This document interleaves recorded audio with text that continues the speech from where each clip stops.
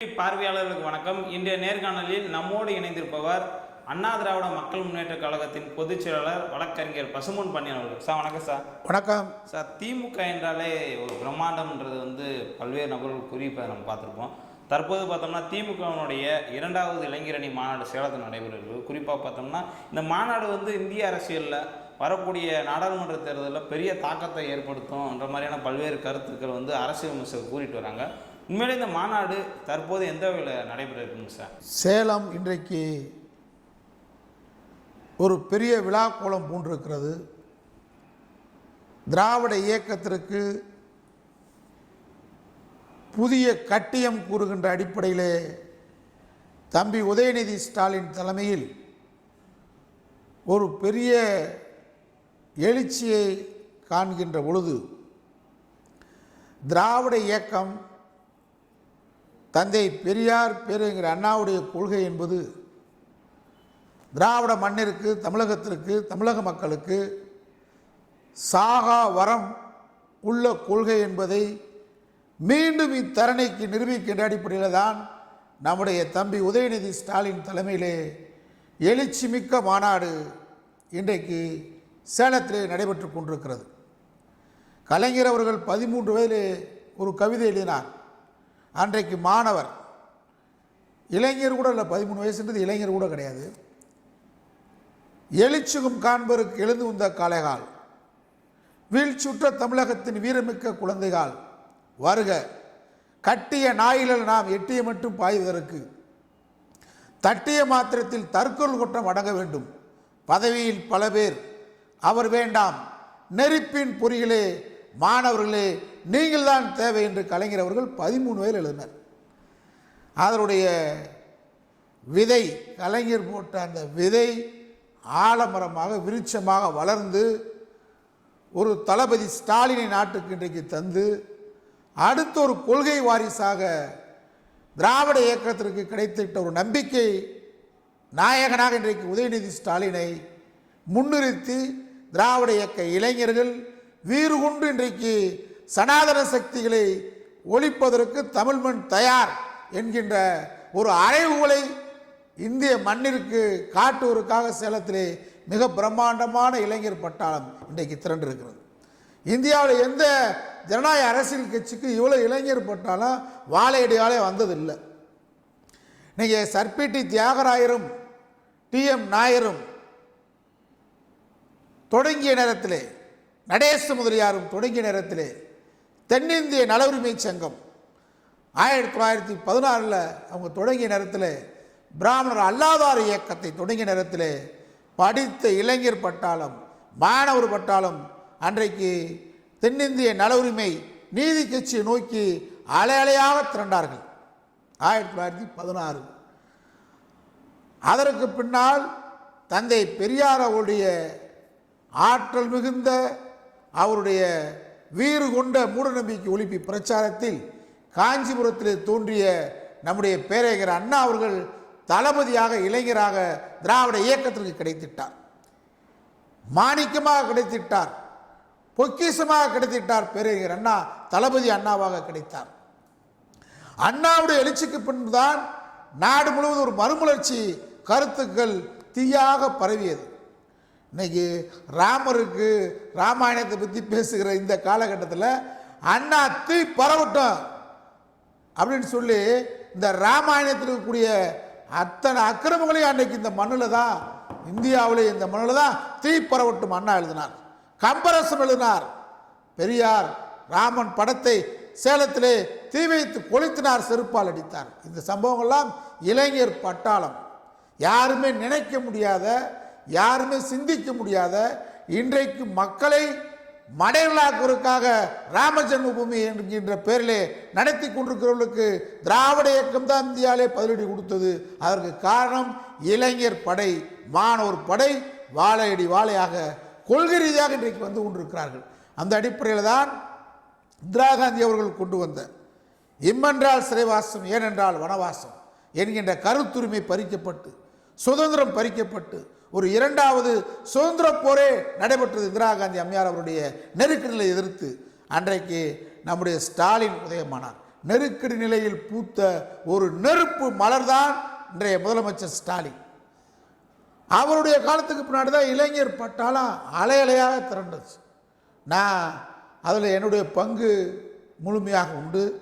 திமுக இளைஞரணி மதுரையில் ஆரம்பிக்கப்பட்டதான் ஜான்சி ராணி பூங்காவில்.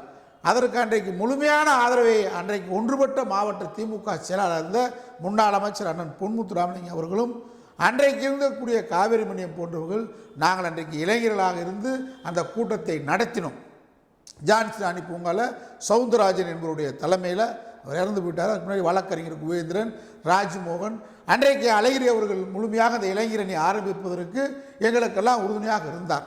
அதற்கு பின்னாடி தான் திருச்சி தேவர் மன்றத்தில் இளைஞரணி அமைப்பு முழுமையாக கட்டமைக்கப்பட்டது. 5 பொறுப்பாளர்கள் போடப்பட்டார்கள் இளைஞரணிக்கு. அதில் ஒருவர் தான் இன்றைய முதல்வர் ஸ்டாலின் அவர்கள். 5 பேரில் ஒருத்தர் தான். பரிதி இளவழுதி உட்பட 5 பேர் அன்றைக்கு போடப்பட்டதில் அந்த கூட்டத்தில் அவர் தேர்வு செய்யப்பட வேண்டிய கூட்டத்தில் நானும் சென்றிருந்தேன். நான் அன்றைக்கு மதுரை மாநகர் மாவட்டத்துடைய 22வது இளைஞரணி செயலாளர். அதற்கு பின்பாக நான் மதுரை மாவட்ட திமுக இளைஞரணி செயலாளராக நம்முடைய தளபதி ஸ்டாலின் அவர்கள் தலைமையிலே பணியாற்றியிருக்கிறேன். மதுரையில் மிகப்பெரிய மாநாடு, திராவிட இயக்கத்தினுடைய பவள விழா மாநாடு, திமுக தோற்றது அழிந்தது 1991 சொன்ன நேரத்தில் 2 நாள் மாநாடு, அதில் திராவிட இயக்க பவள மாநாடு, முதல் நாள் மாநாடு திராவிட இயக்கத்துடைய கண்காட்சியை இளைஞரணி சார்பாக மதுரை மாவட்டத்தில் அந்த மாநாட்டை நடத்தி காட்டியதில் நானும் ஒருவன். அதனால் இந்த மாநாட்டை கண்டு பூரிப்பாகவும் மகிழ்ச்சியாகவும் இருக்கிறேன். அண்மை காலத்தில் இளைஞர் பட்டாளம் திசை மாறி நடிகர்கள் பின்னாடி செல்கிறார்களோ, வேறு மாயை நோக்கி செல்கிறார்களோ என்ற அச்சம் எங்களை போன்றவர்களுக்கு இருந்தது. அந்த அச்சம் தேவையில்லை. உதயநிதி உதித்து விட்டார், இளைஞர் பட்டாளத்தை காப்பாற்றுவதற்காக என்றதுதான் அவர் சனாதனத்தை பற்றி பேசின பேச்சு. இந்தியாவில் இருக்கிற அத்தனை சாமியார்களும், இந்தியாவில் இருக்கக்கூடிய அத்தனை சனாதனவாதிகளுக்கு சம்மட்டியால் அடித்தார் உதயநிதி சனாதனத்தை பற்றி பேசி.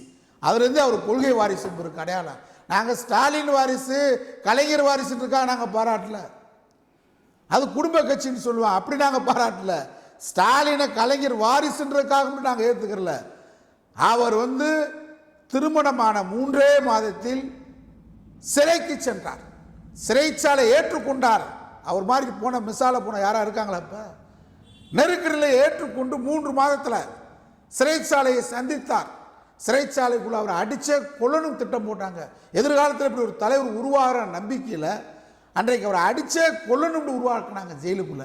அதையெல்லாம் தாண்டி தான் இந்த சோதனை கிடைத்தெல்லாம் தாண்டி தான் இளைஞர் பட்டாளத்தை திரட்டி காட்டினார். இன்றைக்கு ஒரு தொய்வு ஏற்பட்ட நேரத்தில் இன்றைக்கு தேவையாக கொள்கை ரீதியாக சித்தாந்த ரீதியாக திராவிட முன்னேற்ற கழகம் ஒன்றுதான் இந்தியாவிலேயே இந்த சனாதனவாதிகளை 100 ஆண்டு காலமாக சனாதனவாதிகள் தொடங்கிய RSS இயக்கத்தை சித்தாந்த ரீதியாக இருக்கக்கூடிய ஒரே இயக்கம் நம்முடைய ஸ்டாலின் தலைமையிலான திராவிட முன்னேற்ற கழகம் தான். அந்த இயக்கத்திற்கு இளைஞர் பட்டாளம் இன்றைக்கு அலை அலையாக திரண்டு சேலத்திலே திரண்டு இருக்கிறார்கள். இதன் மூலமாக என்ன நிரூபிக்கப்படுது? அண்ணாமலை, டுபாக்கூர், இளைஞர் பட்டாளம் திராவிட இயக்கத்தில் தான். இது கொள்கை பாசறை, இது லட்சிய பாடி வீடு. இந்த கொள்கை பாசறை, இந்த லட்சிய பாடி வீடு பெரியாரால் கட்டப்பட்டது, அண்ணாவால் கட்டப்பட்டது. இந்த மண்ணில் தொடர்ச்சியாக இந்த கடல் நீர் உள்ளவரை, கடைசி மனிதர் உள்ளவரை திராவிட இயக்கத்தின் பணி தேவைப்படுகிறது. விருகம்பாக்கம் மாநாட்டில் அண்ணா சொன்னார், இன்னும் திராவிட முன்னேற்ற கழகத்தின் பணி ஒரு 50 ஆண்டு காலத்துக்கு தேவை என்று சொன்னார். இன்றைக்கு 50 ஆண்டு காலம் அல்ல, திராவிட முன்னேற்ற கழகம் திராவிட இயக்கத்தின் பணி கடைசி தமிழன் உள்ள திராவிடன் உள்ளவரை தேவைப்படுகிறது. காரணம், இப்போதான் RSS எந்திரிக்கிறான், இப்போதான் 100 ஆண்டுகள் கனவை நிறைவேற்றணும்னு வர்றான். இப்பொழுதுதான் இதுவரை நடந்தது நமக்குள்ள பங்காளி சண்டை. எம்ஜிஆரா கலைஞரா அம்மாவா, இப்படி நடந்துகிட்டு இருந்துச்சு. இப்போ நடக்கக்கூடியதான் உண்மையான திராவிட இயக்கத்தை எதற்காக தோற்றுவித்தோம், யாரை எதிர்த்து தோற்றுவித்தோம்? சர்பிட்டி தியாகராயரும் நம்முடைய நடேச முதலியாரும் TM நாயரும் அன்றைக்கு பிராமணர் அல்லாத இயக்கத்தை தோற்றுவித்தார்களே, அதோடைய வெற்றி தான் இன்றைக்கு திராவிட இயக்கம் வலுவாக இந்தியாவில் இருக்குது. இந்த வலுவாக நம்ம இருக்கிறனால தான் RSS கூட்டம், சங்கியல் கூட்டம் அவன் நம்மளை எதிர்க்கிறான். அப்போ அவனை எதிர்க்கிறதுக்கு இங்கே கொள்கைப்பட்டாலும் கொள்கை புரிதலோட வேண்டும். கூடிய கூட்டம் வெறும் காக்காய் கூட்டமாக இருக்கக்கூடாது. கூடிய கூட்டம் கூட்டப்பட்ட கூட்டமாக இருக்கக்கூடாது. திரட்டப்பட்ட கூட்டமாக இருக்கக்கூடாது. திரண்ட கூட்டமாக இருக்கும். அந்த திரண்ட கூட்டம் தான் சேலத்தில் திரண்டிருக்கு. இது எதை காட்டுது? 2024 நாடாளுமன்ற தேர்தலில் தமிழகம் பெரியார் மண்ணுதான். இந்த மண்ணில் நடைபெறுகின்ற போர் ஆரிய திராவிட போர் தான். இது பெரியாரால் தொடங்கப்பட்ட போர் தான். இந்த போருக்கு இளைஞர் பட்டாளம் நாடே திரண்டிருக்கிறது. தமிழினமே திரண்டிருக்கிறது. இளைஞர் பெரும்படை திரண்டிருக்கிறது. இந்த பெரும்படை நோக்கம் சனாதனத்தை வீழ்த்துவது, ஆரிய கூட்டத்தை வீழ்த்துவது. 40 தொகுதியும் இந்தியாவில் நாங்கள் மதச்சார்பற்ற கூட்டணிக்கு, இந்தியா கூட்டணி வெல்வதற்கு மு.க. ஸ்டாலின் தலைமையில் நாடு ஒன்று திரட்டிருக்கிறோம். இளைஞர் பெரும்படை ஒன்று திரட்டிருக்கிறது. இந்த பெரும்படை RSS சித்தாந்தத்தை எதிர்க்கின்ற கருஞ்சட்டை படை. இது பெரியாரின் படை, இது அண்ணாவின் படை, திராவிட இயக்க போர்ப்படை, ஆரியருக்கு எதிர்ப்பு படை என்பதை இளைஞர் பட்டாளம் இன்றைக்கு திரண்டிருக்கக்கூடிய காட்சி மாட்சி நம்ம எல்லாம் பெருமிதம் கொள்கின்றது. தமிழன் என்று சொல்லடா, தலை நிமிர்ந்து நில்லடா என்கின்ற அந்த வாசகத்திற்கு இளைஞர் பட்டாளம் திரண்டிருக்கிறது. இளைஞர் பட்டாளத்தை இன்றைக்கு வழிநடத்தக்கூடிய ஆற்றல் மிகு உதயநிதி ஸ்டாலினுடைய பேச்சு இன்றைக்கு வீறு கொண்டு எழுந்திருக்கிறது. இளைஞர்களை எழ வைத்திருக்கிறது.